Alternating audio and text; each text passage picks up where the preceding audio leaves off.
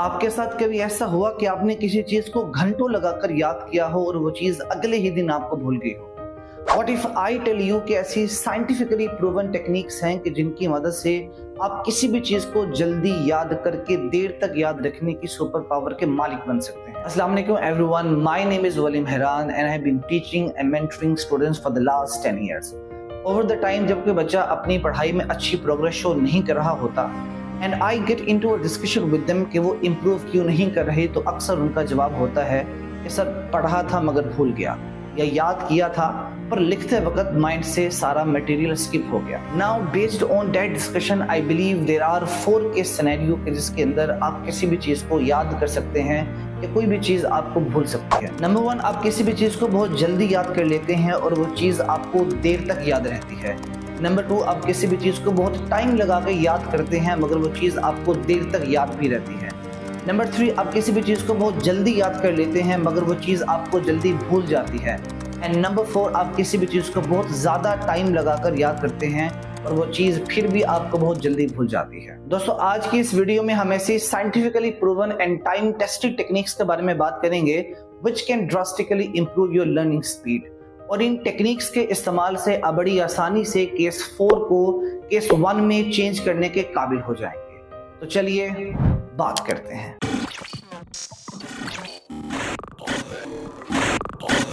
Before we get into the detail कि आप अपने लर्निंग प्रोसेस को तेज कैसे बना सकते हैं, आइए समझते हैं कि ह्यूमन ब्रेन में मेमोरी को लेकर बेसिक फंक्शनैलिटी क्या है। हमारे ब्रेन के अंदर मेमोरी को लेकर 2 हिस्से होते हैं, जिनमें से पहला शॉर्ट टर्म मेमोरी और दूसरा लॉन्ग टर्म मेमोरी कहलाता है। अब अपने ब्रेन को जब भी कोई डेटा फीड करते हैं तो वो सबसे पहले आपके शॉर्ट टर्म मेमोरी वाले हिस्से के अंदर फीड होता है और जरूरत के वक्त वो डेटा आपका ब्रेन शॉर्ट टर्म मेमोरी से ही एक्सट्रैक्ट करता है। अब शॉर्ट टर्म मेमोरी का नुकसान ये है कि जब आप सोते हैं तो उस शॉर्ट टर्म मेमोरी में कलेक्टेड डेटा आहिस्ता आहिस्ता से इरेज होने लग जाता है और आप चीजों को भूलने लग जाते हैं।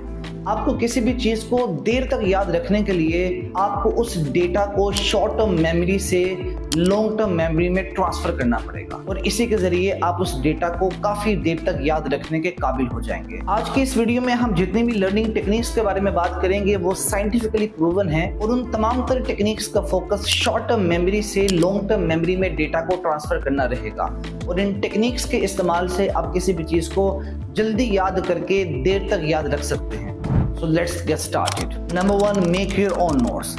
अगर आप किसी भी चीज को तेजी से याद करना चाहते हैं तो उसके नोट्स अपने हाथों से बनाएं। रिसर्च से ये बात साबित है कि जब आप किसी भी चीज को जोट डाउन करते हैं तो आपका ब्रेन उस इंफॉर्मेशन को ज्यादा एक्टिवली रिफ्रेम कर पाता है और आप उस चीज को जल्दी याद करने के काबिल हो जाते हैं। फॉर एग्जाम्पल, अगर आप इस्लामिक हिस्ट्री को याद करना चाहते हैं और इस्लामिक हिस्ट्री के अंदर आप इंपॉर्टेंट डेट्स और इंसिडेंट की एक प्रॉपर टाइमलाइन बना लेते हैं तो इस बात की पॉसिबिलिटी ज्यादा है कि आप उस इंफॉर्मेशन को जल्दी अपने ब्रेन में स्टोर कर पाएं।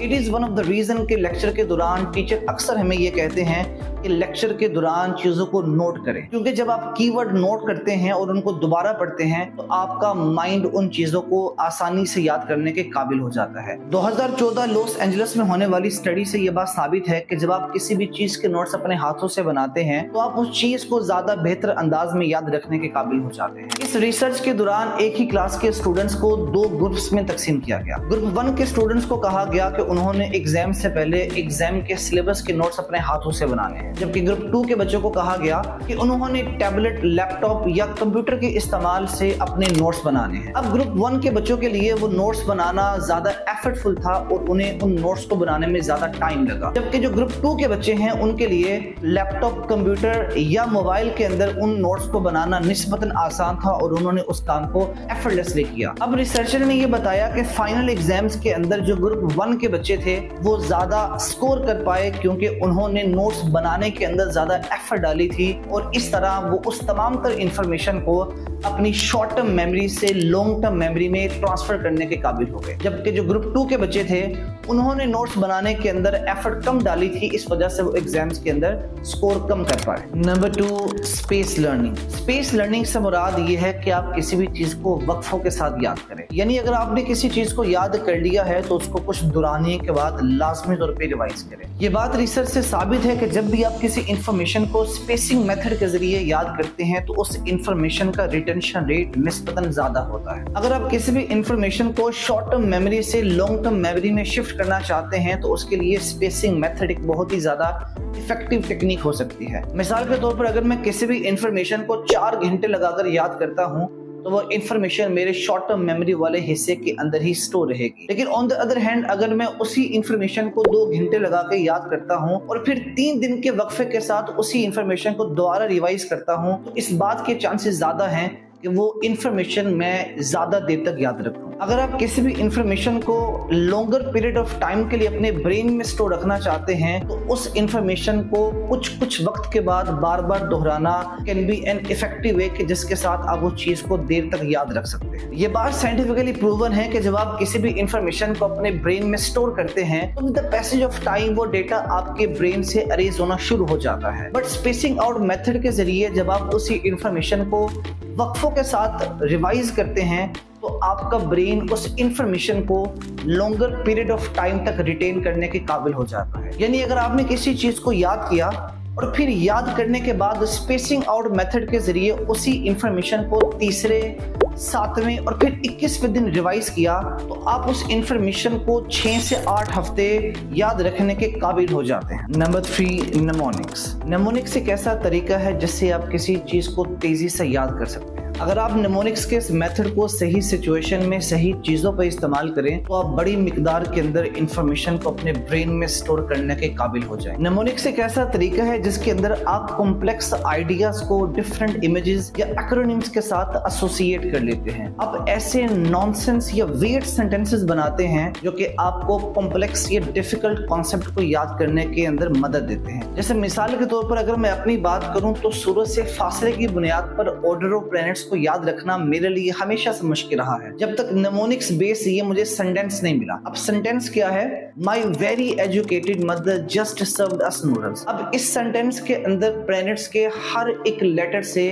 मैंने एक नया वर्ड बनाया और उस वर्ड को याद कर लिया। अब इस सेंटेंस के अंदर my stands for Mercury, very stand for Venus, educated stands for Earth, mother stands for Mars, just stand for Jupiter, served stand for Saturn, us stand for Uranus and noodle stand for Neptune. दोस्तों 2015 में American psychological association ने ये real classroom experiment किया और इस बात को confirm किया कि निमोनिक्स को वाकई ही कॉम्प्लेक्स आइडियाज एंड कॉन्सेप्ट को लॉन्ग टर्म मेमोरी में स्टोर करने में इफेक्टिव पाया गया है। और आप निमोनिक्स के इस्तेमाल से किसी भी कॉम्प्लेक्स आइडिया को न सिर्फ बड़ी तेजी से याद कर पाते हैं बल्कि उसे लॉन्ग पीरियड ऑफ टाइम तक अपने ब्रेन में स्टोर भी कर पाते हैं। Number 4, the Feynman technique. Feynman technique को एक नोबेल प्राइज विनिंग फिजिसिस्ट जिनका नाम रिचर्ड फाइनमैन था ने डेवलप किया। ये एक ऐसा स्टडी मेथड है जो कि किसी भी स्टूडेंट को टीचिंग के जरिए किसी भी चीज को सीखने की सलाहियत देता है। इस मेथड के अंदर स्टूडेंट किसी भी टॉपिक को चूज करता है और फिर उसको अपने अल्फाजों में इस तरह से एक्सप्लेन करता है जैसे वो किसी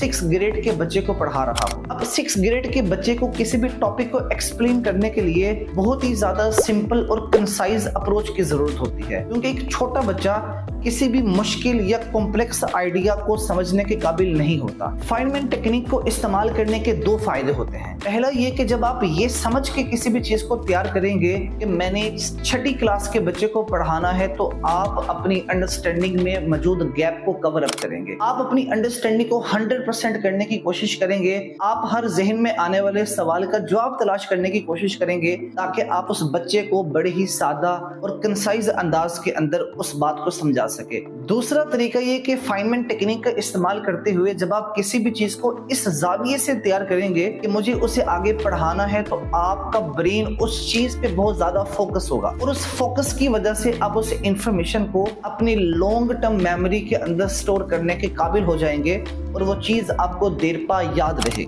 number 5, use active recall. Active recalling से मुराद ये है कि किसी भी चीज को याद करने के बाद उसे रिकॉल लाजमी तौर पे करिए। कई ऐसी रिसर्चेज हैं जो इस बात को साबित करती हैं कि अगर आप सेल्फ टेस्टिंग और सेल्फ रिकॉलिंग की हैबिट डेवलप करते हैं आपकी एकेडमिक परफॉर्मेंस के अंदर बहुत ज्यादा बेहतरी आ सकती है। यानी कि अगर आप सिर्फ पैसिवली पेजेस को रीड आउट करते चले जाएंगे तो इस बात की पॉसिबिलिटी है कि आप उस सारी की सारी इंफॉर्मेशन को स्टोर ना कर पाए। बट अगर आपने एक पेज को तैयार किया और उस पेज को बंद करने के बाद आपने एक लम्हे के लिए सोचा कि मैंने उस पेज में क्या पढ़ा है और आपने उस तमाम तर इंफॉर्मेशन को रिकॉल किया तो उस इंफॉर्मेशन का रिटेंशन रेट लाजमी तौर पे बढ़ गया। रिट्राइवल प्रैक्टिस यानी कि प्रीवियसली स्टडीड इंफॉर्मेशन को रिकॉल करने से आप उस इंफॉर्मेशन को शॉर्ट टर्म मेमोरी से लॉन्ग टर्म मेमोरी में ट्रांसफर करने के काबिल हो जाते हैं। अ study by human memory and cognition lab ये कंफर्म करती है कि रिट्राइवल प्रैक्टिस बहुत ज्यादा इफेक्टिव साबित हो सकता है कंटिन्यूस स्टडीज। जब आप पढ़ने के लिए बैठे और किसी चीज को तैयार कर लें तो अपने आप में सेल्फ टेस्टिंग की आदत को लाजमी तौर पे डेवलप करें। सेल्फ टेस्टिंग के जरिए आपको इस बात का आइडिया हो जाएगा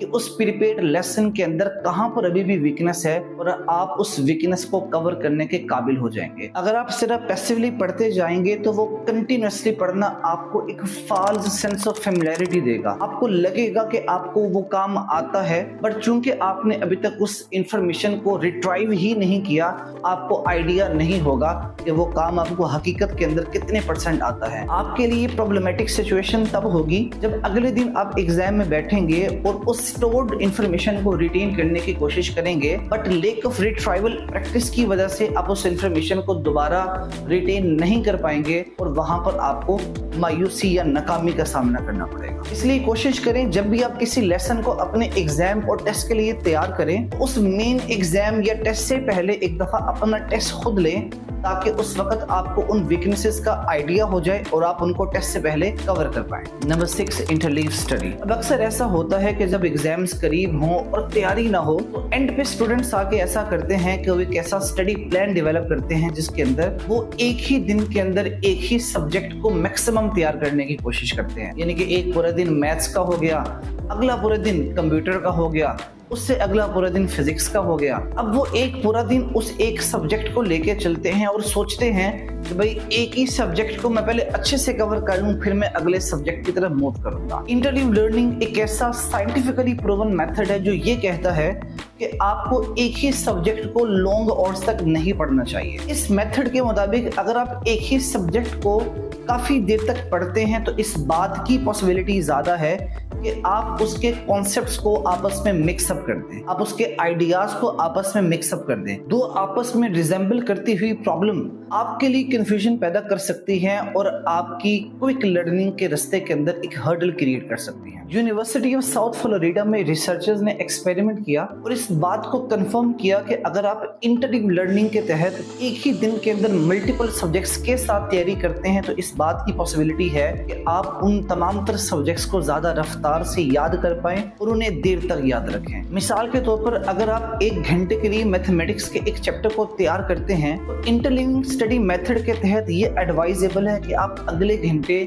मैथमेटिक्स को नहीं बल्कि इंग्लिश को तैयार करें। अब इंग्लिश और मैथमेटिक्स का आपस में डिस्टेंट रिलेशन नहीं है, तो इसलिए इस बात की पॉसिबिलिटी नहीं है कि आप मैथमेटिक्स के कॉन्सेप्ट को इंग्लिश के कॉन्सेप्ट के साथ मिक्सअप करते हैं। बट अगर आप 3 घंटे के लिए पढ़ते हैं और आप 3 घंटे ही मैथमेटिक्स को लेकर चलते हैं तो इस बात की पॉसिबिलिटी ज्यादा है कि आप चैप्टर 1 की प्रॉब्लम को चैप्टर 2 के साथ रिजेंबल करते हुए वहां पर गलती कर जाए। इंटरलीविंग स्टडी मेथड के जरिए आप मिलते जुलते आइडियाज या कॉन्सेप्ट को आपस में मिक्स नहीं करते और आपके लिए किसी भी चीज को बड़े ही क्लियर वे में याद करना और याद रखना आसान हो जाता है। ये बड़ी कॉमन सेंस की बात है कि अगर आप अपने ब्रेन को 3 घंटे एक ही टेस्ट रखने वाला सब्जेक्ट देंगे तो उसमें फोकस करने की सलाहियत कम हो जाएगी। बट अगर आप हर घंटे के बाद डिफरेंट सब्जेक्ट्स की तरह स्विच करते हैं और आपके ब्रेन के लिए टेस्ट बदलता है तो इस बात की पॉसिबिलिटी ज्यादा है कि आपका ब्रेन ज्यादा डीप फोकस कर सके और आप चीजों को जल्दी से तैयार करने के बेहतर अंदाज में काबिल हो सके। तो दोस्तों ये थी हमारी आज की वीडियो। आई होप इस वीडियो ने आपकी लाइफ में वैल्यू जरूर ऐड की होगी।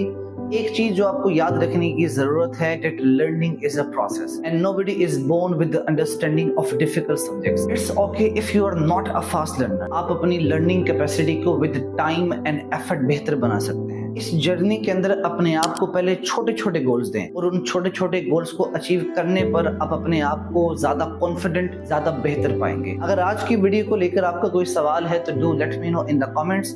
अपना बहुत ज्यादा ख्याल रखिएगा। अल्लाह हाफिज।